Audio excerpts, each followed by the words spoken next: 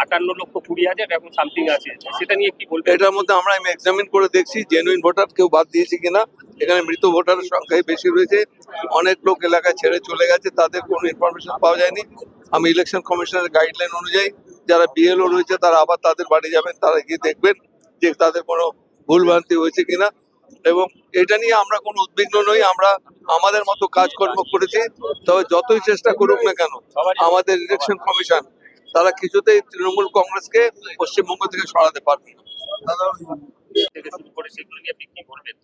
মানে এত দ্রুততার সঙ্গে সম্ভব? মোটেই সম্ভব না। বারবার আমরা বলে এসেছি যে আপনাদের এটা মোস্ট আনপ্ল্যান্ড ওয়েতে, আনঅর্গানাইজড ওয়েতে এটা করলো, এসআইআরটা করলো। তা সত্ত্বেও যেভাবে আমি তো অন্য কোনো রাজনৈতিক দলকে এত উৎসাহ নিয়ে এসআইআর পার্টিসিপেট করতে দেখিনি।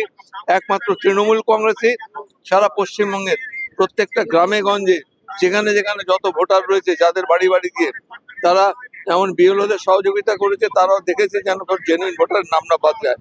এ সত্ত্বেও যদি ওরা ষড়যন্ত্র করে বাদ দেওয়ার চেষ্টা করে, তার বিরুদ্ধে মমতা বন্দ্যোপাধ্যায় বলেই দিয়েছেন যে আমাদের তীব্রতর আন্দোলন করতে হবে। এখনো পর্যন্ত ডেথ, শিফটিং আর মিসিং যে তালিকা নির্বাচন কমিশন বার করছে, তার মধ্যে থেকে আপনারা কি বৈধ ভোটার বাদ গেছে এরকম পেয়েছেন?